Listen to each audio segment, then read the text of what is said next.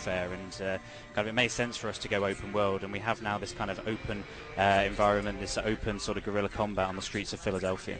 Yeah, you're talking about guerrilla combat. These guys are using everything available to take down their enemy here. This is the scrappy revolution force. So we see a lot of combination, a lot of you're making your own items here, your own weapons. Yeah.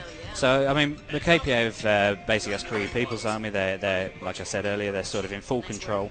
And any kind of, they've taken over with their superior technology and their drone presence, and any kind of attempt to go head-on against the KPA sort of always ends badly for the resistance, for the kind of the American fighters who are still sort of trying to push back. So they improvise, and they use these guerrilla tactics to sort of sabotage, infiltrate, ambush their KPA counterparts. And it's these sort of hit and run tactics that we're going to see in this demo. That sort of getting in, striking at the enemy, and then getting out and sort of melting back into the environment before the KPA has sort of had a chance to respond. So who is our military genius that is in charge of leading this revolution?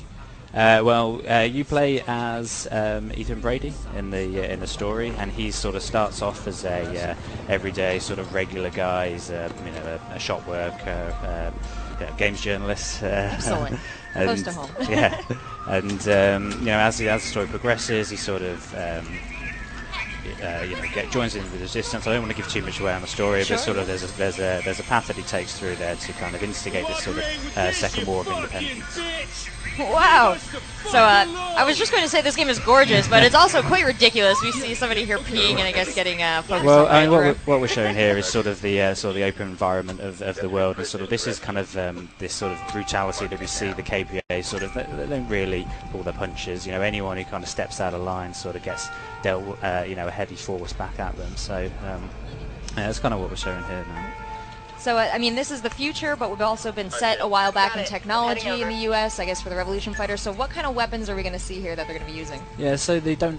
The Resistance fighters don't have the same access to the technology that the KPA have here, so they're kind of improvised. They end up kind of building their own weapons and sort of looking out for, exploring the environment to find scavenge that they can build and create their own improvised weaponry. And we've seen some unique elements here. He had his camera out. He was, I guess, casing the joint, checking out what he was going to, how he was going to approach. I mean, so what we see here, this symbol up at the top here, this is kind of what we call this resistance language. They leave these signs around the world for each other, and you kind of look out for this, and sort of, that's where you can kind of give each other scavenger balls and weaponry.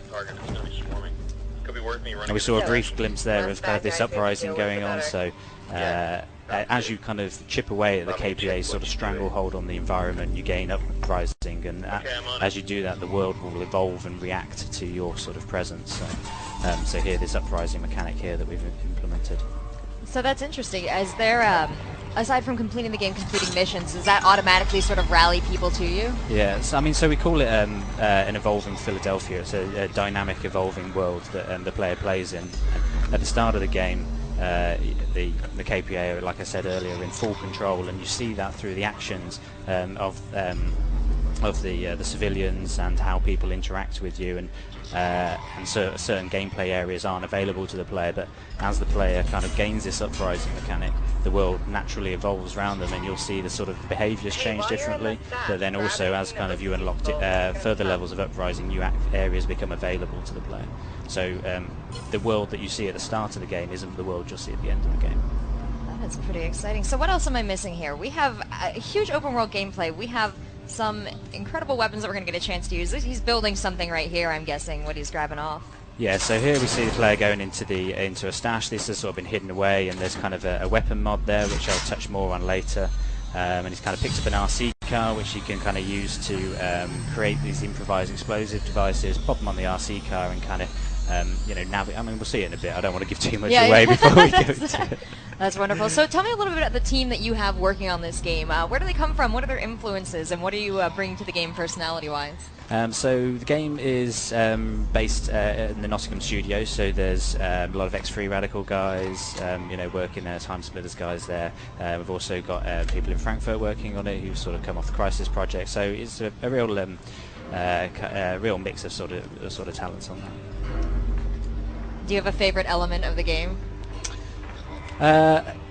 Yeah, I mean I do, but I don't think we've revealed it yet, so I don't want to talk about it too much. But so I think we just touched on it there, this resistance support mechanic, but I don't want to go too much into it. But yeah, this feels very natural here. That you know, you've got some technology. You see games incorporating the technology that we have today. Yeah. So you know, a lot of games you're running around the woods with guns. Well, it would be solved with a cell phone. It would be solved with a text message. Yeah, so exactly. Are we going to have some non-violent solutions here also? Oh yeah, exactly. Yeah, we want to sort of go back to the heritage, back to the roots of the Crytek sort of brand, and what we've done here, and you can kind of see what we're trying to do here is kind of create these 360 setup scenarios where it's not just about one way to attack attacking a police station here, not just about one way to solve a problem, but you really allow the player to think about how they're going to tackle each one. So all we see here, the vehicles coming in. Yeah, so what we've shown here is so there's an explosion, a distraction's gone off in the distance that the player's been a part of, and that drawing the KPA out of their location. And obviously you can see it's still heavily fortified, so the player can't just charge in there guns blazing as you would in a more traditional shooter. So that's not an option then, the run and gun. Well, you could, but we're not encouraging it. By the way, we're balancing the game, so we don't want the player to just be able to charge in guns blazing and sort of do everything really easily. They've really got to think about how they're going to get to their objective, and that's kind of what we see here with this. We call it the Guerrilla Toolkit. So he's able to build and craft these items from scavenge and then combine them to create kind of interesting and varied scenarios for how they're going to tackle a situation. All right, this looks like an interesting element here. He's constructed a rolling C4.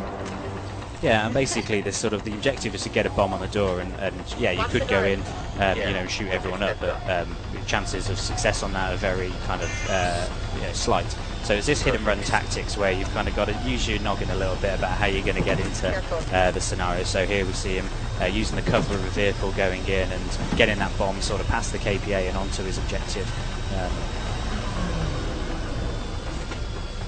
I'm sorry, I'm focused on this little guy here. He's going to make it all the way to the door. There we go. Okay. Here we go. So do you have anybody helping you out in this game? Do you have like a buddy, somebody you want to protect, hang out with? So I mean that sort of touches on the feature that I sort of hinted at earlier. We have this concept of resistance support. So it's not a specific kind of co-op buddy, I think, in the traditional sense of the word. But you can call in kind of resistance that you recruit to help you in certain situations. So here we've kind of shown that he's kind of called in resistance support in his location, but you can kind of call them in to create distractions, to get to come and help you shoot, or to kind of help you blend back into the environment. So you are their leader. They will follow you to their death if you command. Not quite. Not quite. Yeah. Not quite, like I say, I don't want to give too much of the story away, but yeah, it's not so much that you're the leader of the resistance and pushing them forward. You're sort of just an everyday guy who's kind of part of this resistance. And we're really keen not to make it that you're this sort of super soldier that's taking on the world, and more you're sort of this, just involved in resistance. Almost there. Without giving too much away. Without giving too much away. That is the toughest part Yeah. of talking about games that are about to come out. Don't give too much away. But without giving too much away, what are you guys planning, once you get everybody in this game, what are they really going to be able to do maybe with each other? Am I going to be able to play with friends at all? Yeah, so I don't want to go too much into the sort of the multiplayer side of things. We'll talk more about that later, but we are going to support 4-player co-op in it. But that's just a little teaser and no more on that. But here what we can say is the kind of the advanced weapon customization that we've got, so it's kind of creating and crafting these your own weapons on this. So an M4 to start isn't necessarily an M4 at the end of the game. It's dark times here. So I'd touch a little bit on kind of what we're seeing here. So at the start of the game, the player was inside what we call a yellow zone, which is these sort of police districts, and as he's kind of where the KPA have a strong presence, but as you go out and you transition into the environment, you've gone into a red zone there, and that's more the open guerrilla warfare that we kind of see on the streets of Philadelphia there. So we kind of hinted at the end. So.